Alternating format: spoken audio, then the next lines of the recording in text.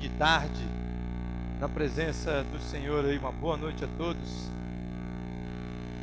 Eu me chamo Nelson,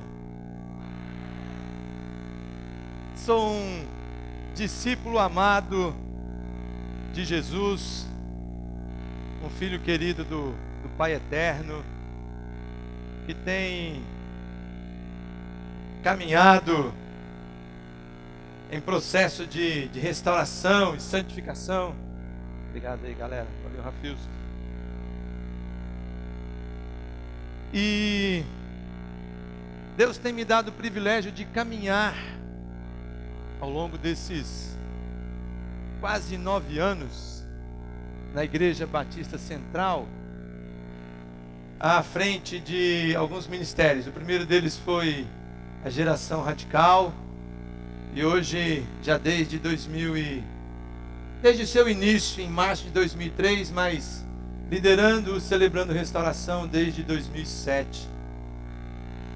E eu continuo dizendo de uma maneira muito preciosa e com muita transparência que eu realmente continuo lutando no meu processo de restauração e de santificação, lutando com a pornografia, lutando com a dependência química, lutando com a depressão. Mas Deus tem me presenteado um dia de cada vez na presença dele em vitória. E durante essa série, durante esse movimento, nesse último mês que tivemos, falando sobre a área da sexualidade, durante o tempo de planejamento lá na diaconia, quando estávamos definindo quais seriam as datas, quem estaria falando, quando surgiu a data do dia 6, o último momento dessa série, eu me lembro que eu estava assim ao lado do pastor Armando e outros irmãos, diáconos ali, e de repente o Armando disse assim: ô Nelson, que tal você e a Rosvita encerrarem essa série? Porque a temática desse último momento, desse domingo, é responsabilidade com a santidade do outro. E eu confesso que eu topei, chegando em casa e dizendo para a Rosvita: e aí, gata, vamos nessa? E eu sei que deu um frio danado do lado de lá e do lado de cá.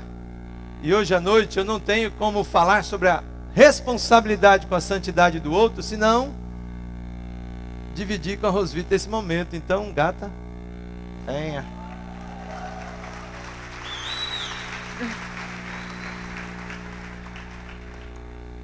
Boa noite, pessoal. Meu nome é Rosvita. Oi, Rosvita. Eu também sou uma discípula de Jesus, filha amada do Deus Pai, em processo de restauração e santificação, e que luto aí com a minha codependência, minha autossuficiência e meu perfeccionismo. Pois é, eu quero convidar todos hoje à noite para ficarmos agora em pé e juntos fazermos a leitura do texto. Eu sei que você tem a tua Bíblia, talvez aí no teu boletim você tenha ele, mas nós vamos colocá-lo na tela, então vai ficar fácil. E eu quero sugerir que a gente possa ler bem pausadamente. Nós vamos ler o texto do versículo 3 ao versículo 9 de 1 Tessalonicenses. Então eu quero pedir o pessoal para colocar ali, para que a gente possa ler juntos. Vamos lá comigo? O que Deus quer de vocês é isto: que sejam completamente dedicados a Ele e que fiquem livres da imoralidade. Que cada um saiba viver com a sua esposa de um modo que agrade a Deus, com todo o respeito e não com paixões sexuais baixas, como fazem os incrédulos, que não conhecem a Deus. Nesse assunto, que ninguém prejudique o seu irmão, nem desrespeite os seus direitos. Pois, como já lhes dissemos e avisamos, o Senhor castigará duramente os que fazem essas coisas. Deus não nos chamou para vivermos na imoralidade, mas para sermos completamente dedicados a Ele. Portanto, quem rejeita esse ensinamento não está rejeitando um ser humano, mas a Deus, que dá a vocês o Espírito Santo. Não há necessidade de lhes escrever a respeito do amor pelos irmãos na fé, pois o próprio Deus lhes ensinou que vocês devem amar uns aos outros. Vamos orar? Senhor, glória ao teu nome.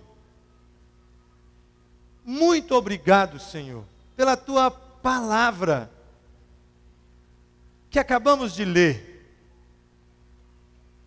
Muito obrigado pelo presente do Senhor que ela é na nossa vida. A tua palavra diz: santifica-nos na verdade, pois a tua palavra é a verdade. A tua palavra é o poder de Deus para a salvação, para a santificação de todo aquele que crê. Deus, minha oração é que a pessoa do teu Espírito Santo, e só ela tem poder para fazer isso, possa nos convencer do pecado, da justiça, do juízo de Deus, possa traduzir, como diz a tua palavra, com gemidos inexprimíveis ao nosso coração, à nossa mente, aquilo que o Senhor quer falar com cada um de nós.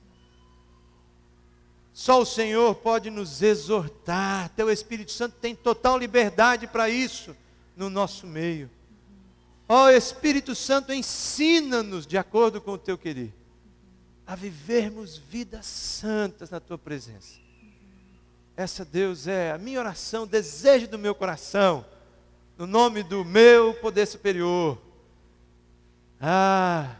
Tem nome próprio, Jesus, o Filho amado do Pai.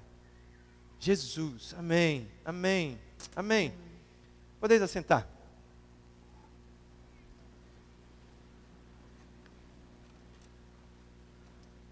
Bem, Paulo escreveu este texto, esse trecho, para os crentes da igreja de Tessalônica, que ele mesmo fundou durante o início da sua segunda viagem missionária. Atos 17 relata que primeiro ele abordou a comunidade judaica naquele local e apresentou o evangelho para eles durante pelo menos 3 sábados na sinagoga.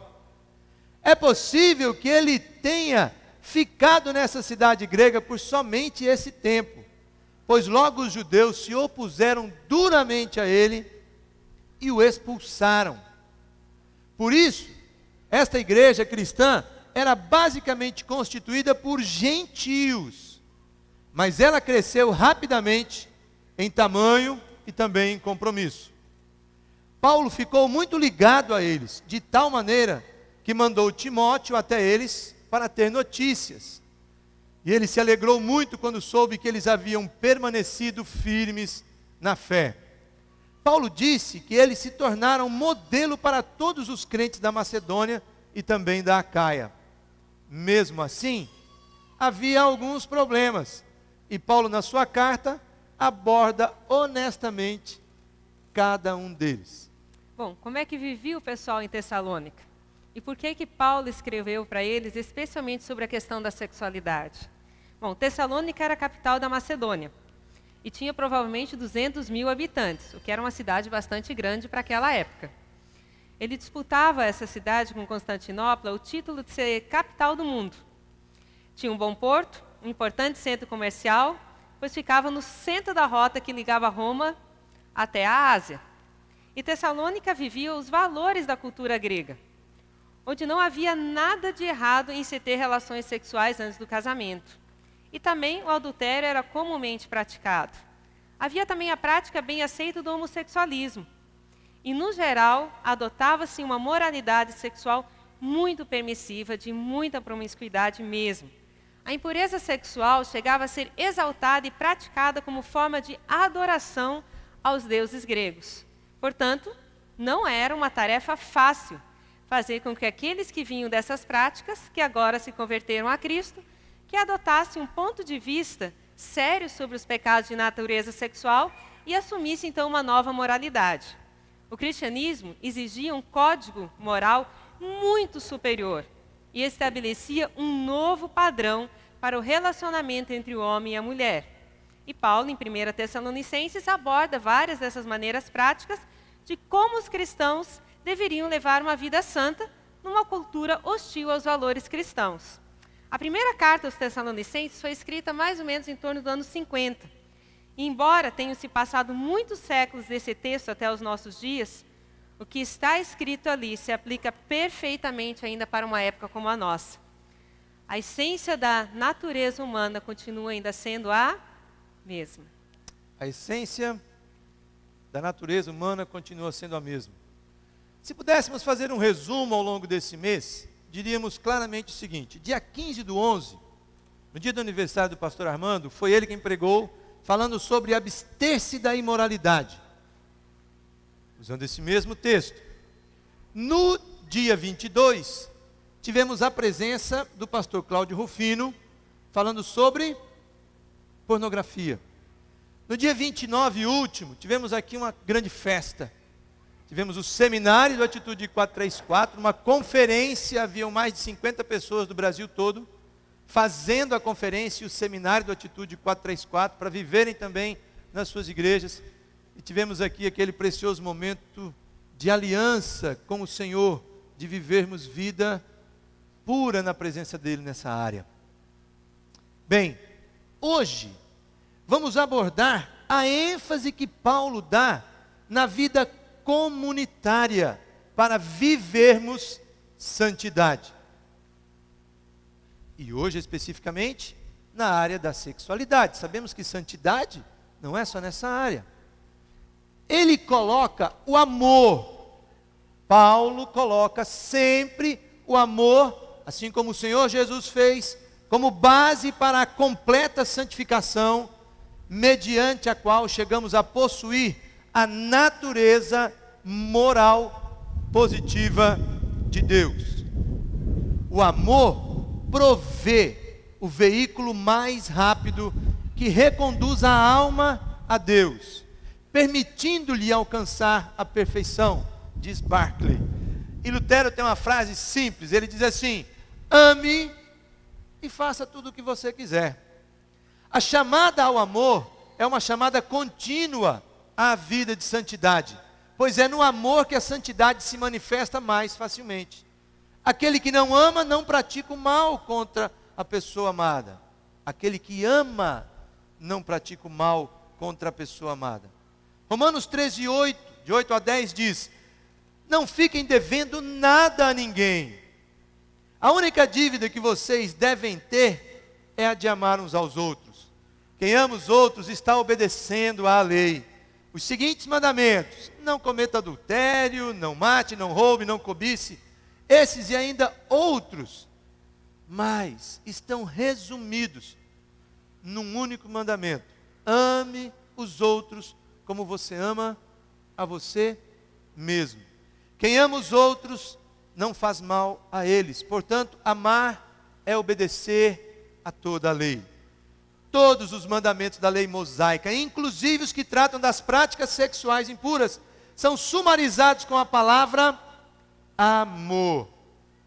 Baseados no amor, temos responsabilidade com a santidade uns dos outros. Sem a base do amor, nos tornaremos legalistas, juízes e vigias moralistas dos nossos irmãos.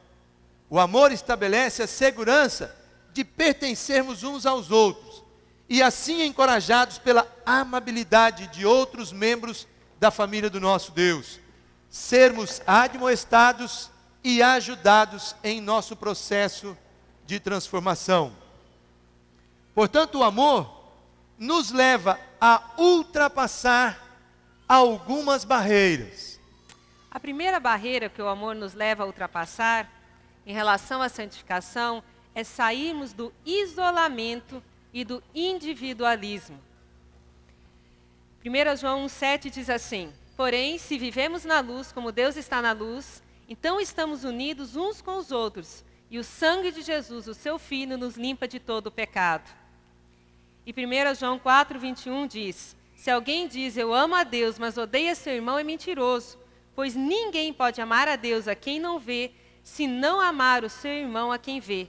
O mandamento que Cristo nos deu é este: quem ama a Deus, que ame também o seu irmão. Muitos de nós compreendemos a santificação somente como um processo individual, eu e Deus. Caímos na síndrome de Caim. O que tem a ver com meu irmão? Temos alguns exemplos bastante trágicos na história do povo de Israel que ilustram isso. Quando uma pessoa pecava, todos sofriam pelo pecado dessa pessoa. Quando Davi resolveu fazer o censo, todo o povo foi castigado pelo pecado de Davi. Em 2 Samuel 24:17, Davi diz: só eu sou culpado, fui eu que errei. O que é que essa pobre gente fez? Eu e a minha família que deveríamos ser castigados por ti. Mas não foi o que aconteceu. Da mesma forma que todos sofriam por causa do pecado de uma pessoa, várias vezes vemos que muitos eram abençoados pelos atos justos de uma pessoa. Deus estava para destruir Sodoma e Gomorra, mas por causa de Abraão, Deus salvou a vida de Ló e de sua família.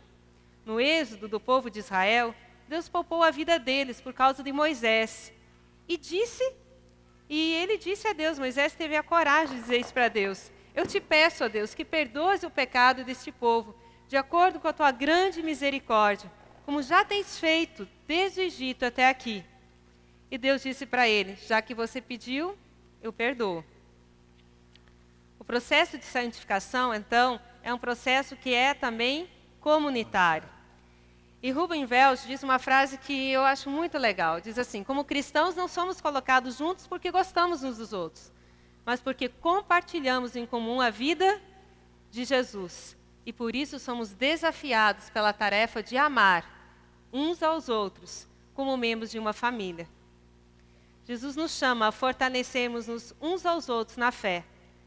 Contanto que em Romanos 14:19 diz: por isso procuremos sempre as coisas que trazem a paz e que nos ajudam a fortalecer uns aos outros na fé. E eu gosto de uma pequena parábola que talvez ilustre um pouco esse processo aí. E eu quero ler ela para vocês. É a parábola da subida na montanha. Um pequeno grupo de casais resolveu terminar o ano subindo a serra. Uma caminhada de umas 2h30. Eles prepararam sanduíches, bebidas, mochilas e começaram a subir todos juntos. Mas não demorou muito até que um grupo estava na frente, alguns no meio, e bem atrás, por último, estava a Rosvita, que estava fora de forma, como vocês podem ver. Bom, na frente estava o pastor Armando, um forte, grande ex-cabo do exército. Ele e mais alguns, os fortes, estavam na frente, e os fracos estavam atrás, e mais atrás estava a Rosvita. Bem, veja o que temos. Temos um grupo. As pessoas se conhecem, gostam umas das outras, querem fazer isso juntas, mas não depois de muito tempo há uma divisão. Os fortes e os fracos, os que têm tudo em cima, os que não têm tudo em cima, os capazes e os não capazes. Assim, o que começou como um grupo se torna um ajuntamento de indivíduos. As pessoas que estavam na frente olharam para trás e disseram: vamos lá, é muito lindo aqui em cima. E a Rosvita disse: eu acho que eu não vou conseguir. Eles disseram: sim, você pode. Mas a Rosvita, mesmo recebendo incentivo dos que estavam lá na frente, não conseguia sentir-se capaz de chegar lá. É assim que a história acaba? Uns lá em cima, outros lá embaixo? Uns que conseguem e outros que não conseguem? Não, não é assim que a história acaba. O pastor Armando olhou para trás, viu a Rosvita. E o Senhor disse para ele que era melhor ele voltar e caminhar com ela. Isso não era tão fácil para ele, mas ele voltou. E começou a caminhar com a Rosvita lado a lado. E o resto do grupo esperou até que eles os alcançassem. E então, juntos, num passo mais lento, chegaram ao topo da montanha, juntos. Comeram seus sanduíches, juntos, e admiraram a linda vista, juntos. Comunidade cristã é um lugar para a gente andar juntos. Por isso é bom quando no culto ou em nossos pequenos grupos a gente lê a Bíblia e canta juntos. Os que estão mais devagar conseguem dar mais um passo. E os apressados diminuem o passo, pois precisamos fazer isso juntos. Essa é a intenção de Deus, que caminhemos juntos como corpo de Cristo. Nós todos precisamos uns dos outros. Estamos todos aprendendo e temos uma longa jornada à nossa frente. Não importa quanto tempo leve para a gente chegar lá, mas precisamos ficar juntos. Isso é amar uns aos outros. Não é um pedido, mas um mandamento. A primeira barreira que o amor nos faz transpor é o individualismo e o individualismo. E o estarmos juntos. Isolamento. Fazer com que a gente permaneça juntos, longe do isolamento. A segunda barreira que o amor nos leva a ultrapassar é o medo. O amor nos faz ultrapassar o medo. Temos medo de sermos quem realmente somos, de não sermos aceitos em nossa frágil humanidade. E por isso, nos cobrimos de máscaras muitas vezes, de pseudo-santidade. E escondemos também os nossos pecados. Nos escondemos uns dos outros e achamos até que podemos nos esconder de Deus. Mas Deus é luz. E a luz de Deus não faz de conta que a escuridão não existe. Quanto mais me abro e exponho a minha vida, mais luz entra. Quanto mais me escondo, mais adoeço. Precisamos estar abertos e admitir nossa culpa e pecado, e não fazer de conta que está tudo bem, ou dar desculpas. Como dizemos no CR, no Celebrando a Restauração, o tamanho da nossa doença é o tamanho exato do nosso pior segredo. Pecado escondido levanta barreiras entre as pessoas, gera medo, obriga as pessoas a criar e a manter imagens falsas de si. O tamanho da nossa dificuldade em confessar nosso pecado a um outro ser humano é exatamente o tamanho do nosso compromisso com a hipocrisia. É nosso compromisso em sustentar a máscara que impressiona o nosso próximo, que nos distancia dele. É melhor sermos exatamente quem somos, mesmo que isso seja menos do que nós mesmos ou os outros gostariam que fôssemos. Se queremos ser mais do que somos hoje, teremos que construir em cima de um alicerce real. A realidade da nossa vida pode nos parecer cruel ou suja, mas ainda é a nossa realidade. E se vamos melhorar esta realidade, precisamos admiti-la para poder trabalhá-la. Precisamos ultrapassar a barreira do medo, que nos afasta de Deus e dos nossos irmãos. Em 1 João está escrito que no amor não há medo. O amor que é totalmente verdadeiro afasta o medo. Portanto, aquele que sente medo não tem no seu coração o amor totalmente verdadeiro. O amor ágape, o amor de Deus. Porque o medo mostra que existe castigo. O amor nos leva a olharmos para a cruz, onde Jesus levou todas as nossas enfermidades e nos permite aceitar que Deus escolheu nos amar como somos, com todo o nosso lixo, toda a confusão da nossa vida. E se Deus nos ama e nos aceita, podemos também abrir nossos corações a outras pessoas, em vez de nos sentirmos ameaçados por elas. Então, a primeira barreira que o amor nos ajuda a vencer é sairmos do isolamento e do individualismo. A segunda barreira a vencermos é o medo. E a terceira barreira que o amor nos leva a vencer é ultrapassar o julgamento. Julgamos nossos irmãos o tempo todo. E o julgamento nos afasta, pois nos faz sentir superiores. O julgamento impede de andar próximo, impede de compreender a dor do outro. Jesus faz duras advertências sobre o julgamento. Somente Deus é justo juiz. E precisamos deixar Deus ser Deus. Olha o que Jesus diz em Lucas 6,37. Não julguem os outros, e Deus não julgará vocês. Não condenem os outros, e Deus não condenará vocês. Perdoem os outros, e Deus perdoará vocês. E Tiago 4, 11 a 12 diz assim: Meus irmãos, não falem mal uns dos outros. Quem fala mal do seu irmão em Cristo ou julga, está falando mal da lei e julgando-a. Pois se alguém julga a lei, então já não é uma pessoa que obedece à lei, mas é alguém que a julga. Pois Deus é o único que faz as leis e o único juiz. Só Ele pode salvar ou destruir. Quem você pensa que é para julgar os outros? O amor vê a pessoa, e não a categoria em que ela se encaixa na nossa visão. Negro, viciado, pobre, homossexual, muçulmano, espírita. O amor diz: eu te vejo, eu te escuto, eu sei que você está aí.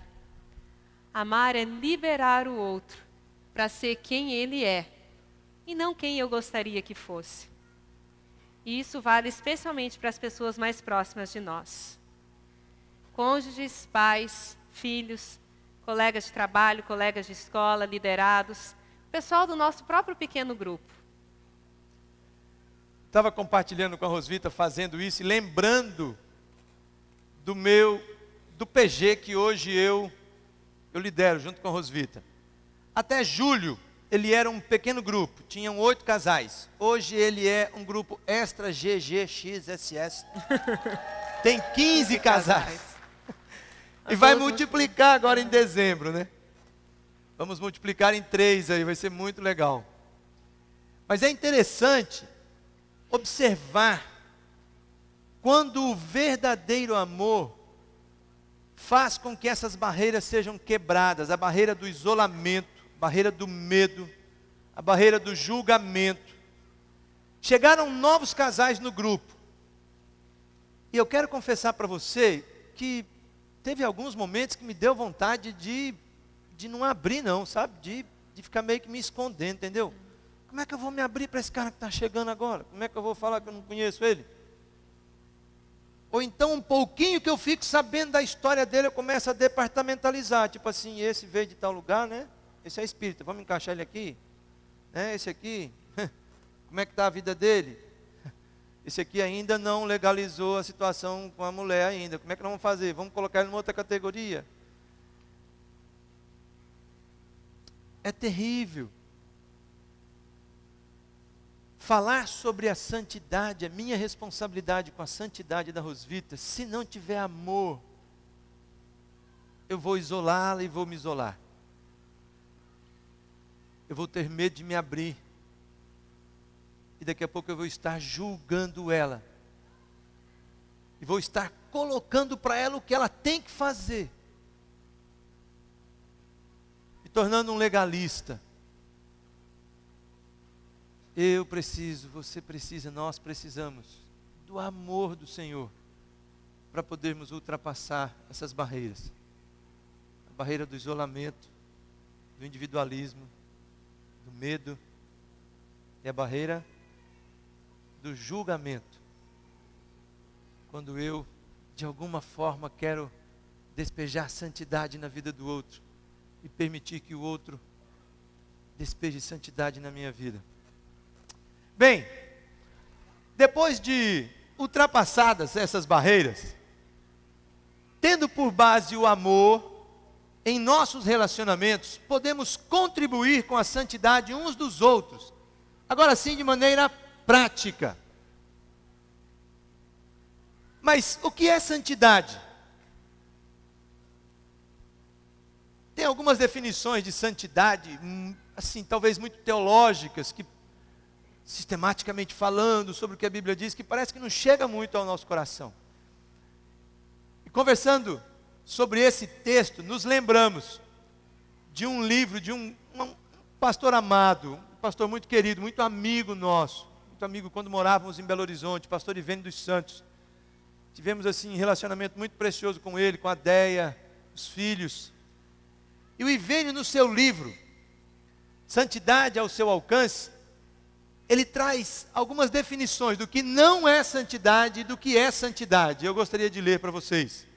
Ele diz assim: santidade não é algo opcional, utópico ou inatingível, estranho ou desinteressante. Santidade não é autoflagelação. Santidade não é reclusão ou afastamento do convívio das pessoas. Santo Agostinho passou 37 anos separado de todo mundo.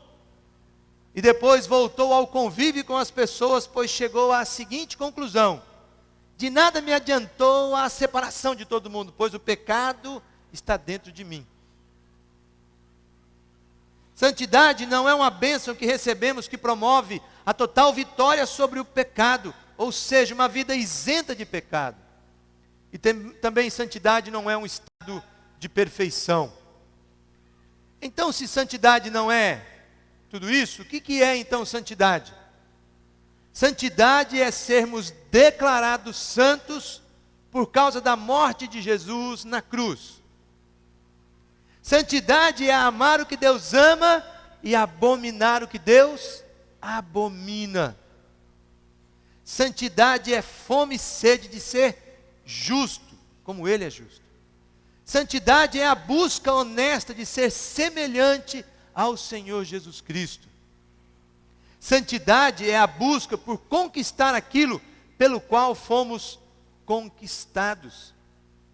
Santidade é a única evidência segura de que possuímos a fé salvadora em nosso Senhor Jesus Cristo. E de que, portanto, somos filhos de Deus. E é a única prova de que amamos sinceramente o Senhor. Santidade é a ação prática em direção ao nosso próximo. Santidade é a busca da permanência em Cristo. É o galho mantendo-se na videira, a fim de dar o fruto do Espírito. Santidade é uma vida de vitória sobre o pecado, pela revelação de que estamos crucificados com Cristo, passando o pecado a ser um acidente de percurso e não mais a norma, pois não tem mais domínio sobre nós. Santidade é viver em pureza diante de Deus e dos homens. Ou seja, santidade é buscar sermos cada vez mais parecidos com Jesus. É o que toda pessoa que entregou sua vida para Jesus sinceramente busca, num processo que vale para toda a vida. Como podemos então contribuir de forma prática com a santidade uns dos outros? Queremos dar a vocês 6 dicas, 6 sugestões de como eu posso santificar a vida da Rosvita e como a Rosvita pode santificar a minha vida. Bom, a primeira delas é usando de bom senso e equilíbrio no vestir-se, em vez de regras fechadas e inflexíveis, que afetam o exterior, mas não modificam o interior. Que em Mateus 15:19 diz: porque é do coração que vêm os maus pensamentos, os crimes de morte, os adultérios, as imoralidades sexuais, os roubos, as mentiras e as calúnias. E Pedro diz assim: pelo contrário, a beleza de você deve estar no coração, pois ela não se perde. Ela é a beleza de um espírito calmo e delicado, e tem muito valor para Deus. Eu gosto muito de uma coisa que eu li, acho que há mais de quase 30 anos atrás, do pastor Billy Graham. Ele diz sobre roupas uma coisa que eu achei muito legal, que às vezes a gente põe assim, né, tem que botar roupa tal comprimento, não sei o quê, mas o Billy Graham diz uma coisa super simples. Ele diz assim: do jeito que você está vestido, a roupa que você está vestindo, você sairia com Jesus desse jeito? Com Jesus do teu lado? É uma dica boa, não é? E eu me lembro tão legal quando a gente ia para os acampamentos da Geração Radical, uma coisa gostosa que acontecia. As conselheiras, às vezes, chegavam para as meninas mais novas, adolescentes que estavam ali junto com a gente, e às vezes davam uns toques nas meninas, mesmo, ensinando elas que homens, os rapazes, os meninos que estavam ali, eles são tentados especialmente pelo olhar, e que a forma como ela se vestiu ia mexer com eles. Então, às vezes, as conselheiras chegavam, olha, acho que é melhor você botar uma saia um pouco mais comprida. Ou, olha, cuidado com esse decote. Não está muito legal para o ambiente que a gente está aqui. Ou, olha esse maiô, bota uma camiseta por cima. E era tão legal ver uma geração cuidando da outra geração. E, às vezes, os meninos também, né? Porque os meninos, pelo menos, têm aquela moda de que, cara, puxa a tua calça mais para cima que tem quase mais cueca do que, do que calça aparecendo. Então, os líderes dando esse toque, cuidando. Então, a gente pode, às vezes, estar cuidando uns dos outros, dando esses toques baseados no amor. De uma geração mesmo, cuidando de uma outra geração. Usando, portanto, de bom senso e também de Equilíbrio. A segunda sugestão, a segunda norma, aí, a segunda regrinha que a gente queria te dar nessa dica, é exatamente estabelecendo regras para o relacionamento com o sexo oposto. E não é a regra para ela, é a regra para mim. Eu estabeleço minha regra. Senão eu vou de novo dar uma de legalista. Você tem que fazer isso, aquilo. Qual é a regra para mim? Evitem a aparência do mal. Eu não dou carona para mulheres. Só para minha sogra. Sogra não tem problema, né, irmã? Tranquilo, na boa. Para as netas também. Evitem a aparência do mal. A regra é feita exatamente para você evitar. Então, você coloca para você, né? Em relação ao sexo oposto, você como namorado, não adianta querer ficar sozinho com a tua namorada. Não vai funcionar, amigo. Esse negócio de, não, vou namorar 5. Estão aqui o Pai, o Filho, o Espírito Santo, eu e ela. Entendeu? Né? Eu sou líder de grupo pequeno, vou aconselhar a irmãzinha. Que história é essa, camarada? Até para ligar, eu sou líder de grupo pequeno. Para ligar para o meu grupo pequeno que vai rolar, eu ligo primeiro para o Macharal. Só se eu não consigo, ou se a Rosvita não consegue ligar para as mulheres, é que eu, irmã, estou ligando porque não consegui falar com teu marido, a Rosvita não conseguiu falar com você, tem reunião amanhã, hein? São regras simples, que eu e você precisamos estabelecer.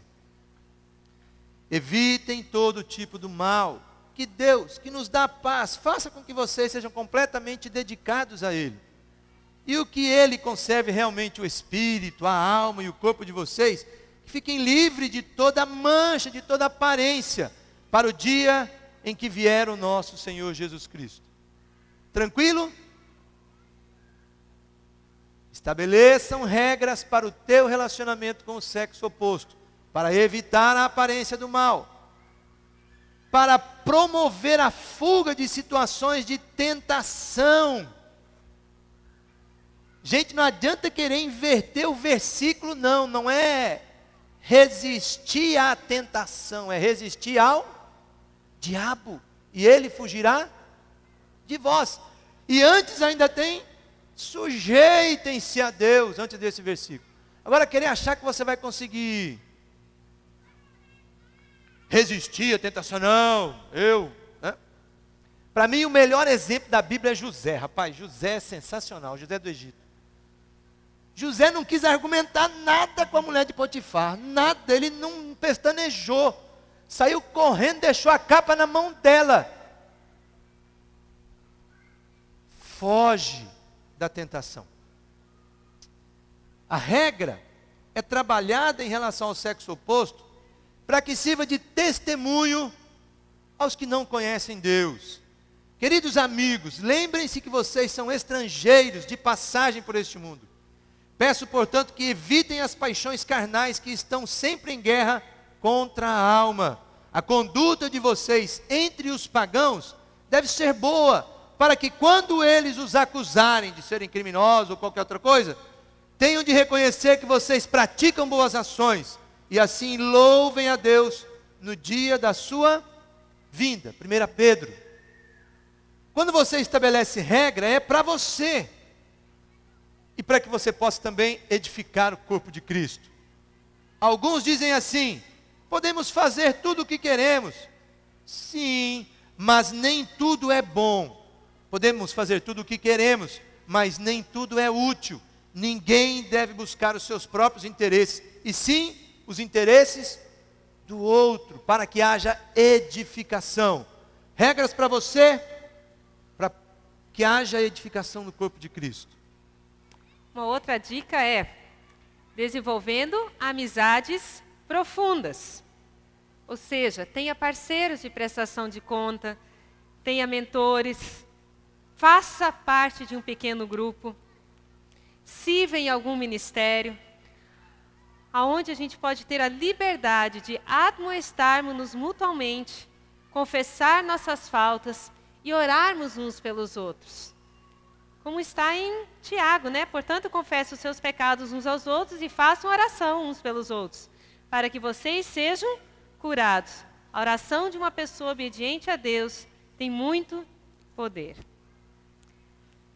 Uma das melhores coisas que eu aprendi no Celebrando Restauração foi que eu não posso andar sozinha. Que eu preciso ter pessoas com quem eu posso abrir minha vida. Eu não posso falar tudo para todo mundo. Mas eu tenho algumas pessoas na minha vida que sabem tudo sobre mim. E para quem eu posso dizer as lutas que eu estou passando, com quem eu posso conversar sobre as minhas dificuldades, abrir meu coração, que oram por mim, que têm liberdade de puxar minha orelha de vez em quando, dizer: olha, acho que essa atitude não está muito legal. Então, ter amizades profundas é extremamente importante para a minha caminhada em santidade. E, da mesma forma, eu sei que Deus também me usa na vida de algumas outras pessoas nesse relacionamento de amizade.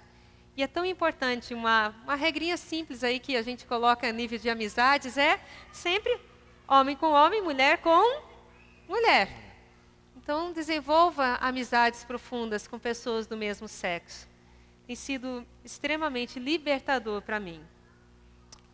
Uma quarta dica, uma quarta sugestão é vivenciando a abstinência e incentivando uns aos outros na pureza. Solteiros e casados.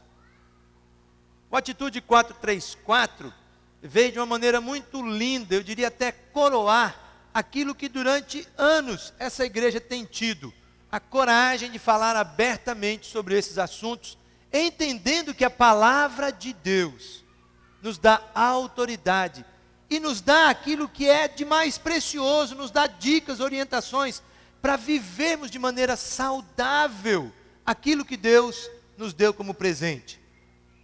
Será que vocês não sabem que o corpo de vocês faz parte do corpo de Cristo? Será que vou pegar uma parte do corpo de Cristo e fazer com que ela seja parte do corpo de uma prostituta? É claro que não. Ou será que vocês não sabem que o homem que se une com uma prostituta se torna uma só pessoa com ela? As Escrituras Sagradas afirmam assim: os dois se tornam uma pessoa. Tem sido muito precioso o incentivo para que outras pessoas venham a viver de maneira muito preciosa essa área linda da abstinência, da pureza sexual. Eu me lembro nos primeiros anos de Geração Radical, nós chegamos a fazer acampamento da noite do pijama dos meninos, noite da camisola para as meninas, conversando abertamente sobre isso. O Nando fez algumas coisas muito legais, chegou a Atitude, as primeiras turmas começaram a vivenciar isso, e hoje nós já temos colhido isso. Eu vejo casamentos de namorados, de jovens aqui na igreja. Eu estou acompanhando um casal, gente, a coisa mais linda do mundo, os dois virgens, caminhando, se guardando no Senhor, para poderem viver isso de maneira plena. A gente tem exemplo no nosso grupo pequeno, né, gata?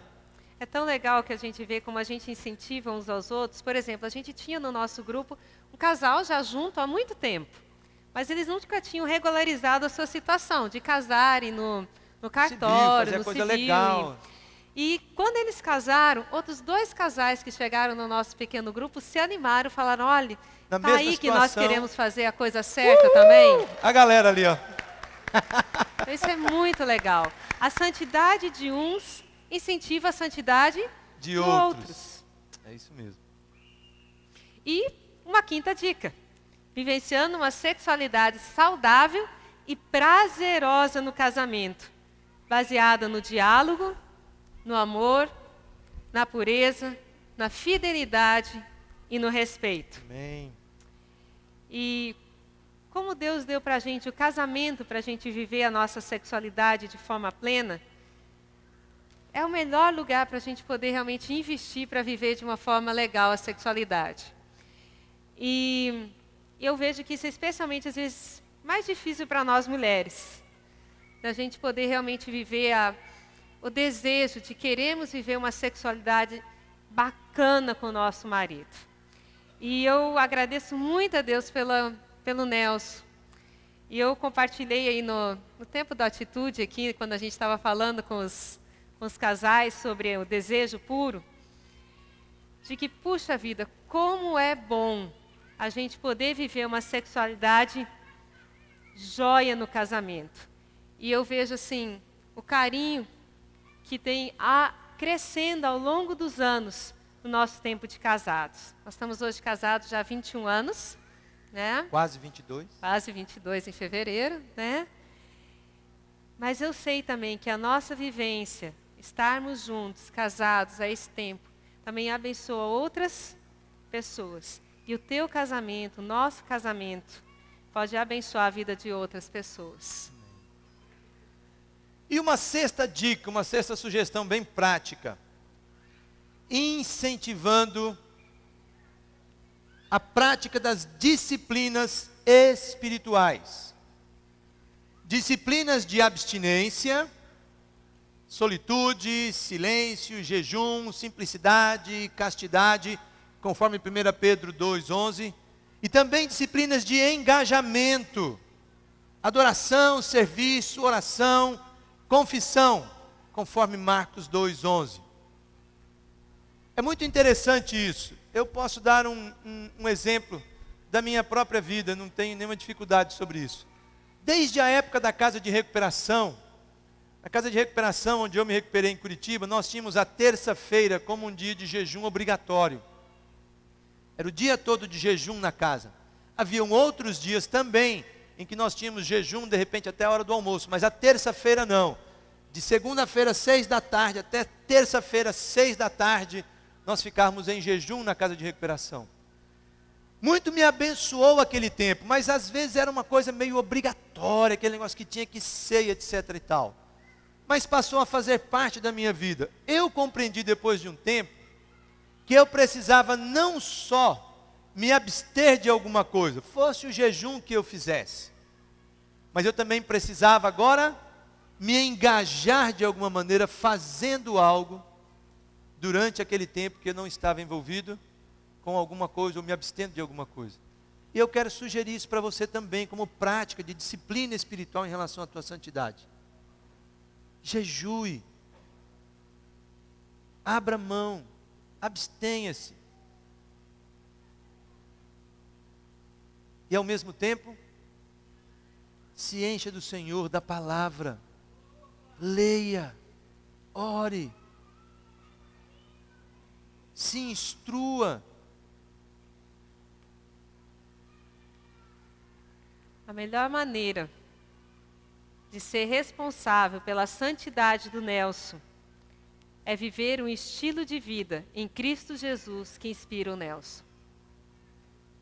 A melhor maneira de ser responsável pela santidade da Rosvita é viver um estilo de vida em Cristo Jesus que inspira a Rosvita.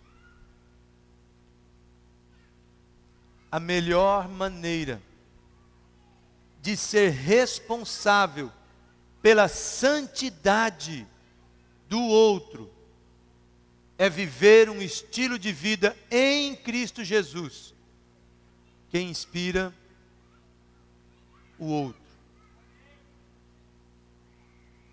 a melhor maneira de sermos responsáveis pela santidade do outro é adotarmos um estilo de vida que inspire essa pessoa a ser como Jesus.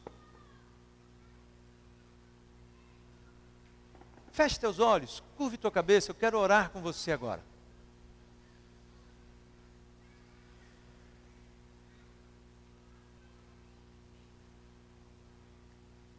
E antes de orar contigo, eu quero fazer um desafio a você nessa noite. Se você está no nosso meio e ainda não entregou sua vida a Jesus, e ainda não foi declarado pelo Pai, que vê a tua vida através de Jesus, olha lá, Ele é santo, entregou sua vida, reconhece que meu filho é seu Senhor, é seu Salvador, morreu por Ele na cruz. Se você está aqui no nosso meio hoje à noite e quer fazer isso, entregando sua vida a Jesus, com o desejo mais puro no teu coração de ser como Ele, levante uma de suas mãos aí no seu lugar onde você está, dizendo: eu quero entregar minha vida a Jesus nessa noite. Amém, amém, aleluias, oh Deus, aleluias.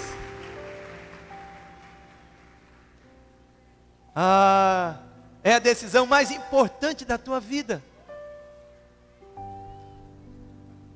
Quero dizer para você que realmente pecado vai ser acidente de percurso a partir de agora, se você se entregar ao Senhor Jesus. Porque o Espírito Santo de Deus vai habitar em você e vai incentivar você e vai falar ao teu coração para que você possa caminhar em novidade de vida, um dia de cada vez, dia após dia. Há mais alguém no nosso meio que quer hoje à noite entregar sua vida ao Senhor? Esse é o teu momento, essa é a tua hora. Amém, amém, te vejo lá, aleluias. Oh Senhor, você que está levantando sua mão, a pessoa que está aí do teu lado, com certeza vai poder te dar um abraço daqui a pouco, e vai poder te levar ali até o Conexão, bater um papo com você. Vamos ficar de pé nesse momento? Quero orar contigo. E se você não quis levantar a sua mão e Deus está aí falando contigo, vai lá para o Conexão, converse com alguém que está aí do teu lado e diga: olha, eu quero ser santo como Ele é santo. Rapaz, santidade é algo que eu posso caminhar agora, que legal. Deu para entender um pouquinho, eu quero entender ainda muito mais. Vamos orar? Senhor, muito obrigado, porque viver em comunidade é o projeto do Senhor, é o presente do Senhor, é a tua noiva, é a tua igreja santa, sem mácula. Oh Deus, que privilégio, Senhor, que presente a tua palavra, presente, Deus, na minha vida, na minha esposa, minha família, meu grupo pequeno, o ministério que o Senhor tem me presenteado, a tua igreja, família IBC, Senhor, glória ao teu nome, Deus. Muito, muito, muito obrigado, Senhor. E Pai, continue derramando amor nos nossos corações. Aliás, tua palavra diz que não tem jeito, o Senhor vai continuar. O teu Espírito Santo continua derramando amor nos nossos corações, quebrando barreiras, nos tirando do isolamento, nos tirando do individualismo, fazendo com que o medo, Senhor, seja ultrapassado, seja encarado, fazendo com que eu não julgue, Senhor. Tem misericórdia, Deus, da minha vida, das nossas vidas, quando muitas vezes o que fazemos é julgar, é colocar aquele sendo mais ou menos, é botar num departamento, é dizer que ele é isso, que ele é aquilo. Pai, tem misericórdia das nossas vidas, da minha vida, Senhor. E Deus, continue nos santificando para a Tua glória. Queremos ser santo como o Senhor é santo. Não abrimos mão, Jesus, de sermos como o Senhor, de buscarmos cada dia mais sermos como o Senhor. Faz-nos um, juntos, caminhando de acordo com o Teu querer, de acordo com a Tua vontade, Senhor. Ah, Deus, ah, Senhor, faz-nos derramar a Tua santidade, que já está derramada em nós, na vida daqueles que se aproximam de cada um de nós, Senhor. Nos dá coragem, nos dá ousadia, nos dá desprendimento, disposição no Senhor, para vivermos a Tua vontade e o Teu querer, Pai. Faz isso, Deus, para a Tua honra e para a Tua glória. Para a Tua honra e para a Tua glória, é a nossa oração, em nome de Jesus.